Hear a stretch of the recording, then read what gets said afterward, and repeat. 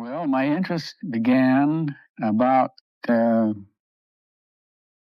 23 years ago when I was active in the aerospace industry.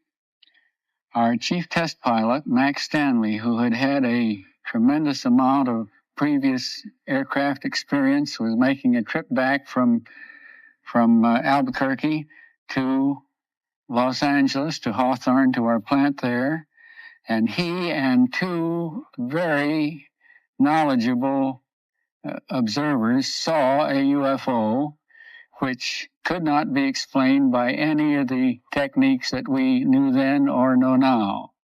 They were able to keep this object under observation for a period of about 20 minutes. And of course, with people of that character, the chance of any hoax or any misleading statements or anything of this sort just simply doesn't exist. These were top technicians who had the opportunity firsthand.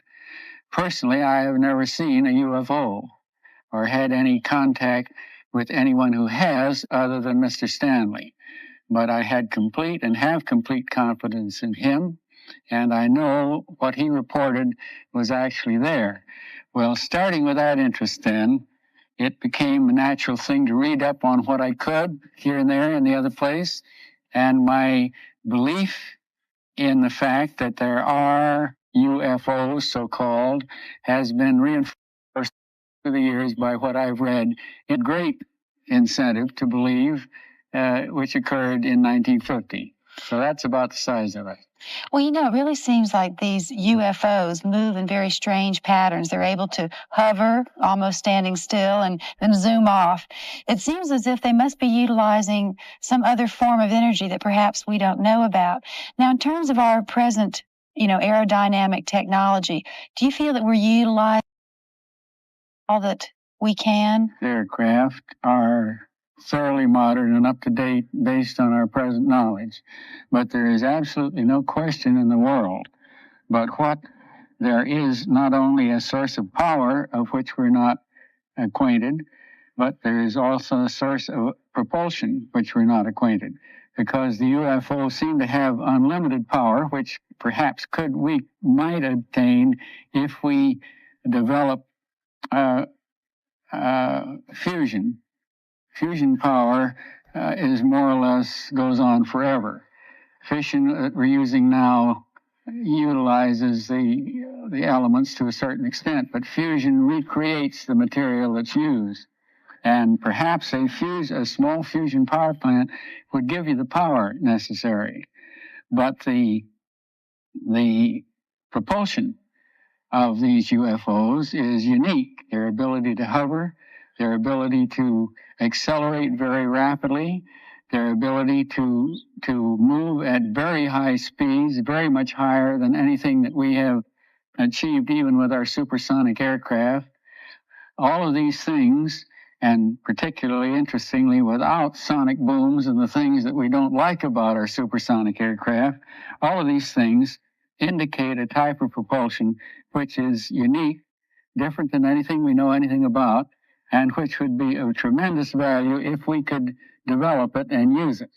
And that's the reason I feel, with a number of others who have studied it, that it is a subject which deserves the highest type of scientific study and at an early date.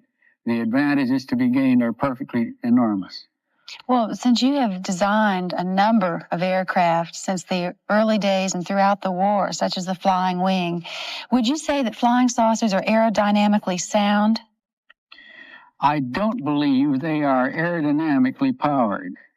I don't think that there is any aerodynamic particular value to their shapes. They come in a number of different shapes, all the way from a flattened sort of pumpkin shape, flattened sphere like a pumpkin, to elongated sort of cigar shapes, to the well-known flying saucer shape, which consists of a saucer with another inverted on the top of it. And this type counts for about 50%. But the flight characteristics of all of the different shapes are similar. In other words, they've all been seen to accelerate rapidly, to be able to stop, to be able to turn rapidly, to be able to hover at will anywhere they want to go, so that the type of sustension, propulsion, whatever it is, that enables them to behave in the fashion they do is something that we simply have no technical background for at the present time. Well, Mr. Northrop, how do you feel about the general ridicule that people are accorded that are into the study or believe in UFOs?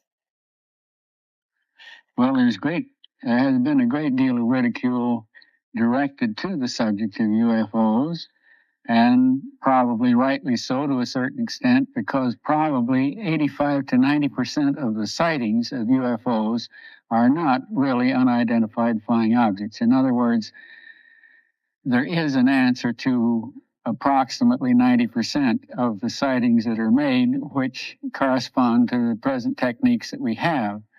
There remains a 10% to 15% number, which cannot be explained by any of our present science.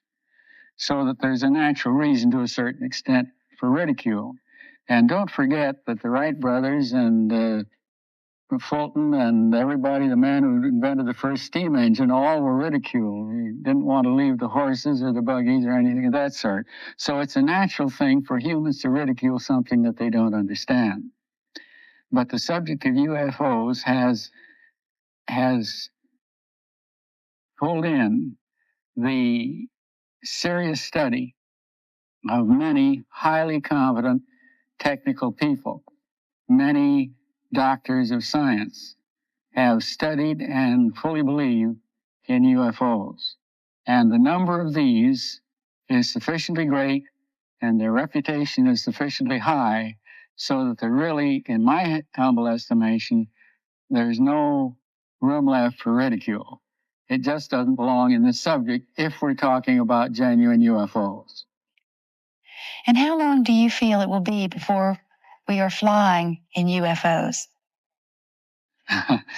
Well, this probably is a $64 question without a question of a doubt.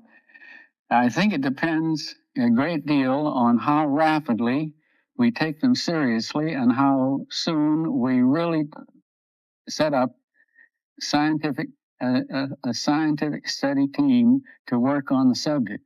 We have records of thousands and thousands of sightings, and those could be correlated and arranged in a suitable fashion by the use of modern computers so that we could probably learn a great deal that we don't understand now simply by that type of a study. Whether that would lead us to a solution of what the power is and what the propulsion method is, I simply don't know. It can be anywhere from 10 years to 10,000 as far as I can see right now. But I do believe that it's something that is realistic, something that is tremendously valuable, something that we ought to study as soon and as rigorously as it can possibly be arranged for.